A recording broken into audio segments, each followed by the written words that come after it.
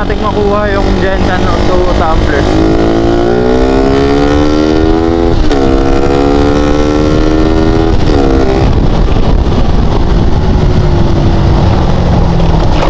Oh, yan na. Check! Time check! Puchat, tawid. Bablog pa kasi.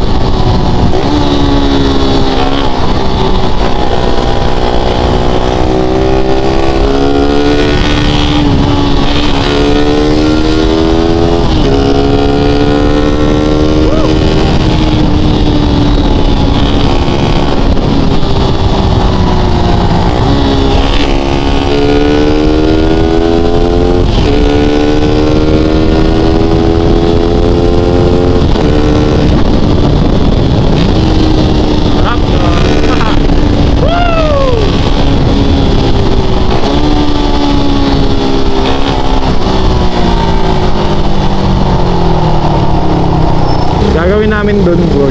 Magpa-firing kasi kami doon sa tumbler. Kaya orasan na lang natin. Kaso traffic, hindi pwedeng mag-oras na yun. 3 minutes pa nga lang. Nandito na tayo.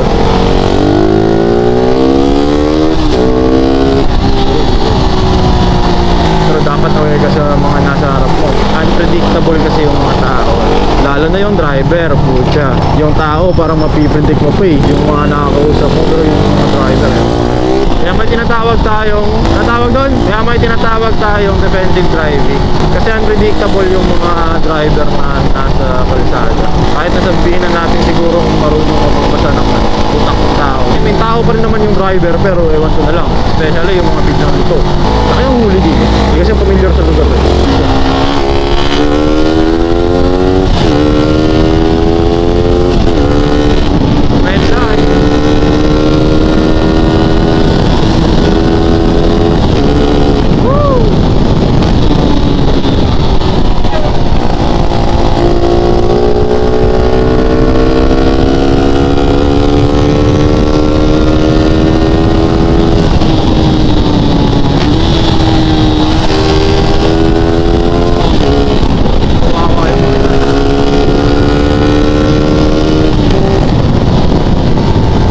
Nagpalit na ako ng pipe ko kagabi. Binalik ko na sa stock kaysa naman na mag-stay ako dun sa open. Tapos na ako sa ibang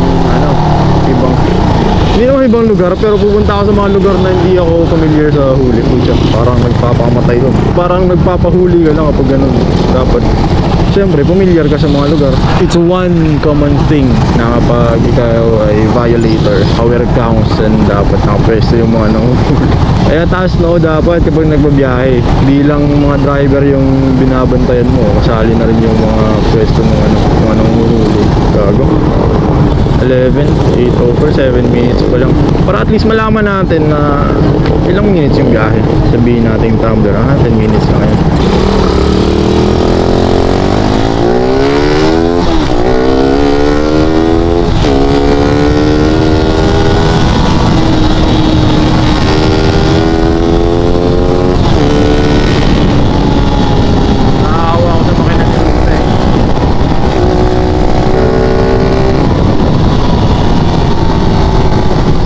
tayo dun sa topic natin na Raider car is not a beginner bike. Ang daming kumontra, ang daming nagsasabing, kala mo big bike, kala mo ganito, ganyan, 150 lang naman yung Raider. Yung whole point kasi dun, kaya ako sinasabing ganun, para wala nang patunayan yung mga Raider user. Alam naman natin lahat na 150 lang yung Raider.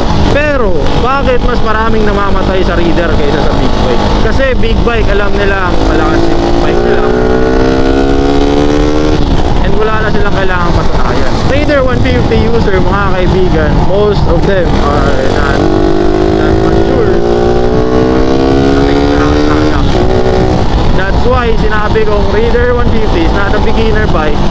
Ganito, ganyan, mabilis, tsa-tsa, nakakadisgrasya to satisfy their brain or their mind na malakas naman talaga Raider, so hindi ko na kailangan magwas-was para patunayan. Ganun lang kasi yung logic dun. Hindi naman talaga literal na hindi beginner bike si R150. Alam naman nating lahat na R150 is beginner friendly, tsaka alam naman nating lahat kasi na si R150 is beginner friendly, tsaka 150cc lang, madali lang pag-aralan.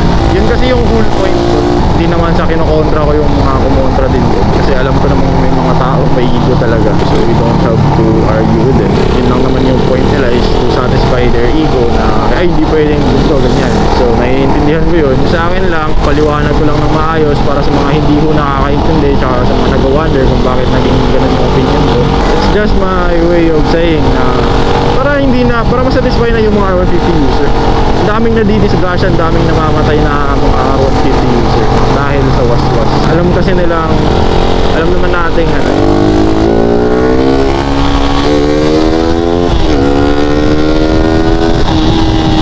alam naman natin may power kasi, kaya gito.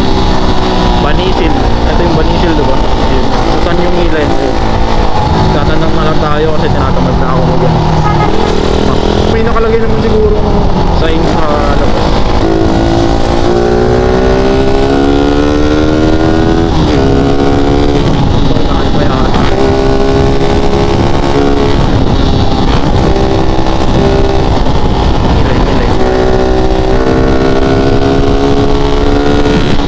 Mag-video tayo dun mamaya. Papaalam tayo dun. Baka hindi kasi pwedeng video. Basta video. Ay, may white shoes. Mama, hello. My God. What am I doing? Fuck. Tatanong na lang tayo, brother. Firing range siya. Sige, thank you. So, people map yan sila. Hindi Google Map, dapat people map na. Bumalik na naman ako dito sa basa na to. Sa dulo. Nasa dulo. Yung tinuro ni ate, pa left side daw. Pucha, wala nang pa left side. So, baka dire-diretso lang talaga. Ano ba itong pinasok ko? Ay, hindi naman ganun kalayo. Pwede nyo naman langarin pala. Ganda dito ha. May mga ganito pala dito. Subdivision na naman. Mali. Pucha. Mamaligaw ako, pucha. Kapag dyan ako liliko, malamang diretso ako dyan sa Villa Señorita. May mga ganito pala, no? So, malayo pa yung firing range. Hindi pala, balik ka na lang. Tama pala yung desisyon na mag-commute.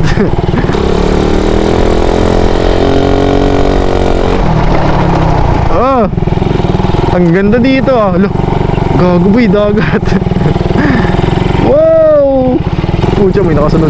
Sundan natin yung papuntang firing range yan. Yan, firing range yan, brother. Sige, sundan ko kayo. Wala, di ko natingnan yung oras. Ilang minutes yung biyahe natin. Pucha, buti nga di kami din marecho. May mga ganda pala dito, no? Balik bro, balik. Maligaw ang maligaw. Pucha.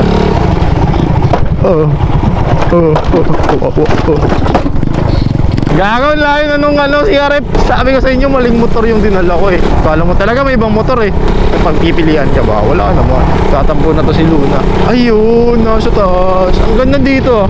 Finger up. Okay. Set magazine, load and make ready. Shooter, are you ready? Ready ka ba? Yes sir. Stand by. Engage.